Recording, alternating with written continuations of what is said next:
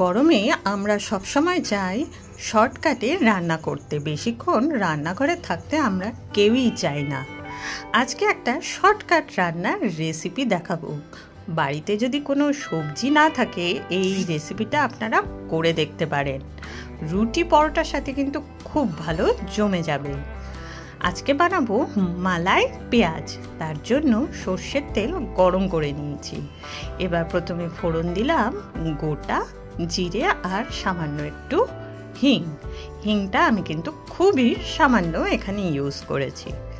জিরেটা ভালো করে ভেজে নিয়েছি।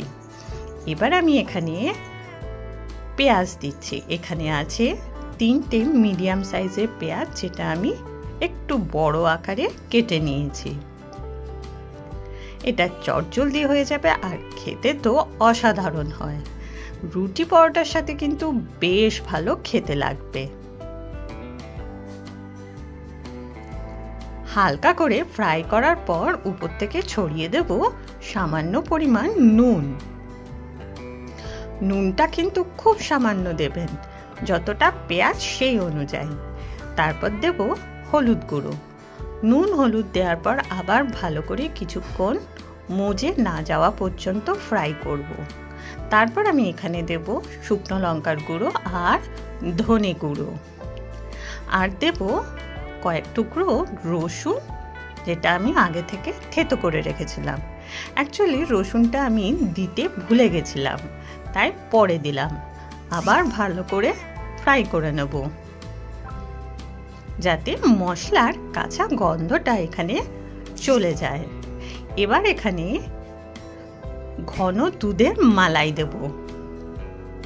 মালাই না থাকলে আপনারা ফ্রেশ ক্রিম দিতে পারেন। মালাইটা দেওয়ার পর আবার ভালো করে মিশিয়ে নেব।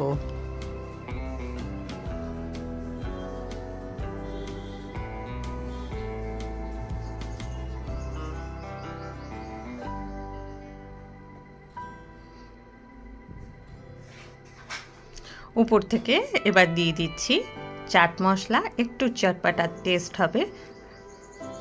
একটু আমচুর পাউডারও দিয়েছি, আর দিচ্ছি গরম মশলা গুঁড়ো। আর সবার শেষে উপর থেকে ধনে পাতা কুচি ছড়িয়ে দিচ্ছি। এখানে আপনারা কাসুরি মেথিও দিতে পারেন। সেই সময় আমার ঘরে কাসুরি মেথি অ্যাভেলেবেল ছিল না, আমি কাসুরি মেথিটা দিইনি। তাই কাসুরি মেথি না দিয়েও কিন্তু এটা খুব ভালো টেস্ট হয়েছিল। ব্যাস তৈরি হয়ে গেল একটা দারুণ চটপাটা চটজলদি রেসিপি মালাই পেঁয়াজ। অবশ্যই নেক্সট যে কোনো দিন আপনারা বানিয়ে দেখবেন, কিন্তু অবশ্যই কমেন্টে জানাবেন কেমন লাগলো এই চটজলদির রেসিপিটা। ভালো লাগলে একটা লাইক অবশ্যই করবেন, শেয়ার করবেন, সাবস্ক্রাইব করে পাশে থাকা বেল অল আইকনটা আছে প্রেস করে দেবেন। আজকে আসি, ভালো থাকবেন। অন্যদিন চলে আসবো একটা নিত্য নতুন রেসিপির সাথে।